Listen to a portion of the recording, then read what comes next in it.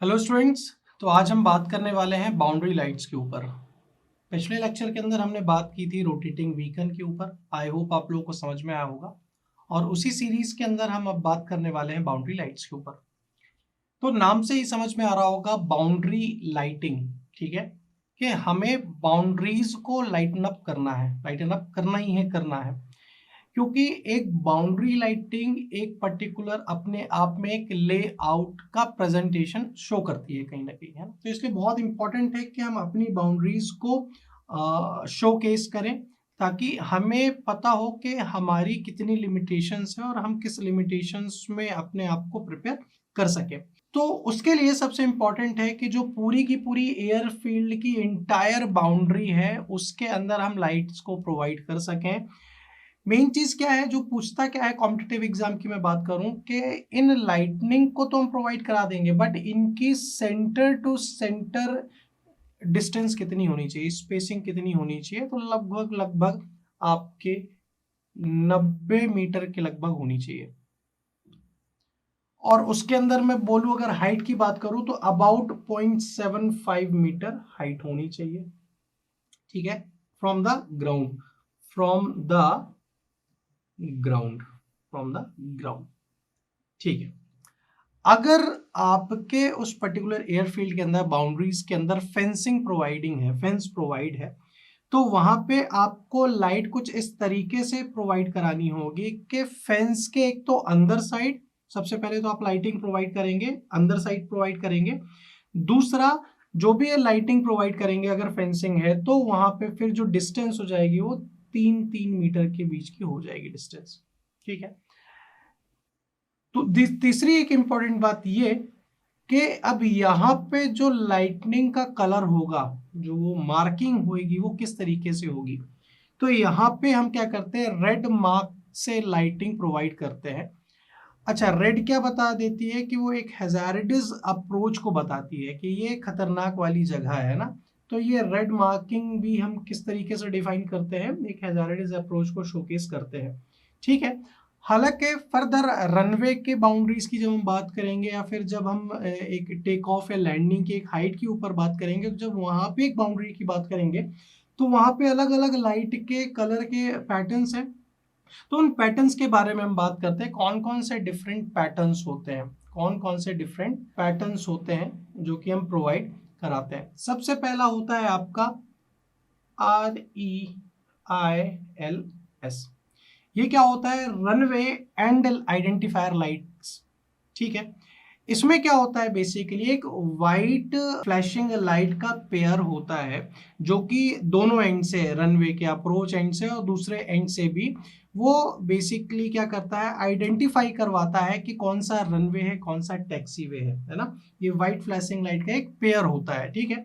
जैसे रात में क्या होता है कि आपको टैक्सी वे नहीं समझ में आ पाते हैं, रनवे नहीं समझ पे आ पाते हैं, तो आप कंफ्यूज ना हो कि जैसे ये टैक्सी वे है, रनवे है, तो ये वाइट फ्लैशिंग सिस्टम यहाँ पे होता है। ये पहला हो गया, क्या हो गया, रनवे एंड आइडेंटिफायर लाइट्स। दूसरा आपका क्या हो जाता है, एक तो अभी एंड था, अब यहाँ पे एज लाइटिंग सिस्टम आ जाएगा, रनवे एज लाइटिंग सिस्टम। इसको और कुछ नाम से भी जाना जाता है, जैसे कि HIRL, जैसे हाई इंटेंसिटी हो गया, ये मीडियम इंटेंसिटी हो गया, और एक तीसरा हो जाएगा लोएस्ट इंटेंसिटी रनवे आपकी लाइटिंग हो जाएगी, ठीक है। इसके अंदर बेसिकली क्या होता है कि जो रनवे की एंड्स वाली जो पेरीफेरी होती है, एंड्स की कंडीशन जो होती है, वहां पे भी एक स्टेडी वाइट लाइट्स होती है रनवे के अंदर। जब मैं इंस्ट्रूमेंट रनवे की बात करता हूं तो ये जो वाइट लाइट होती है वो चेंज हो जाती है येलो लाइट में। कब, जबकि फ्लाइट आपकी जो एयरक्राफ्ट है वो 2000 फीट पे हो, या फिर रनवे के हाफ लेंथ के बराबर हो। इन दोनों में से जो मिनिमम होगा, या तो 2000 फीट की बात करेंगे या फिर हाफ ऑफ रनवे लेंथ, इन दोनों में से जो भी लेस होगा उस कंडीशन में ये व्हाइट से येलो में चेंज हो जाएगी। और जैसे जैसे और ये कम होता चलेगा तो यही जो लाइट है वो काय में कन्वर्ट हो जाएगी, रेड में कन्वर्ट हो जाएगी। अब ये रनवे के एंड पे जो इंटेंसिटी है हाई भी होती है, मीडियम भी होती है, लोवेस्ट भी होती है, इसलिए इसका जो नॉमेनक्लेचर होता है कुछ HIRL, MIRL, LIRL के फॉर्म में भी होता है, और बेसिकली ये रनवे एंड लाइटनिंग सिस्टम होता है। उसके बाद अगर मैं तीसरे की बात करूं तो वो कहलाता है आपका runway centre line lightning system. Runway centre line lightning system, इसके अंदर क्या होता है, प्रिसाइजली रनवे के सेंटर लाइन में एक सिस्टम इंस्टॉल किया जाता है जो कि वाइट लाइट्स होती हैं, 50 फीट के इंटरवल में स्पेस्ड होती हैं रनवे के अंदर। जब 3000 फीट जब ऊंचाई रहती है उस टाइम पे ये व्हाइट लाइट क्या हो जाती है, चेंज हो जाती है, मतलब ऑल्टरनेट काम करती है, व्हाइट में रेड में, व्हाइट में रेड में। बट जैसे ही 3000 फीट से कम ऊंचाई में आता है आपका एयरक्राफ्ट, 1000 बजता है, तो ये पूरी की पूरी काय में कन्वर्ट हो जाती है, रेड में कन्वर्ट हो जाती है। तो ये RCLS ये हो गया। उसके बाद आपका एक आता है tough down zone lights. Tough down zone lights, इसके अंदर क्या होता है, बेसिकली व्हाइट लाइट होती हैं जो कि रनवे के नेक्स्ट 2 रो में प्लेस की जाती हैं सेंटर लाइन को ही देखते हुए। ये 100 फीट से लेके 3000 फीट तक एक्सटेंड होती है, और बेसिकली इसका मिड पॉइंट रनवे का हम कंसीडर करते हैं, होता है ये उनके अगल बगल ही है, बट 100 फीट से लेके 300 फीट के बीच में जो भी वो थ्रेशोल्ड वाला पॉइंट आता है, उनमें से इन दोनों की बाउंड्रीज में जो भी लेस होती है उनको हम कंसीडर करते हैं टच डाउन जोन लाइट्स के अंदर। ठीक है।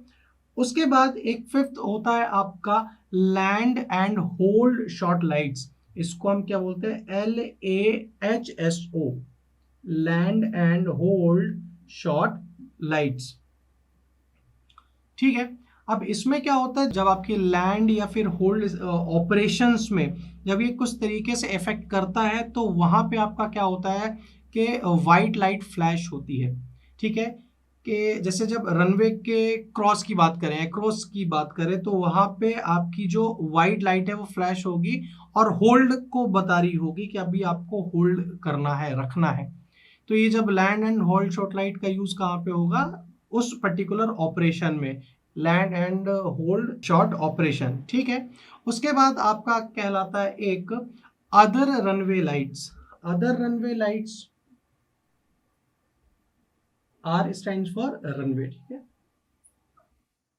अब अदर रनवे लाइट्स के अंदर भी बहुत अलग अलग टाइप के रनवे लाइट्स होती हैं, जैसे कि आपका RWSL हो गया, आपका RELS हो गया, मतलब जो कि इंक्लूड करता है रनवे के एंट्रेंस लाइट पे, टेक ऑफ होल्ड के लाइन पे, आपका रनवे का इंटरसेक्शन कहाँ पे है, फाइनल अप्रोच की ऑक्यूपेंसी का सिग्नल क्या है।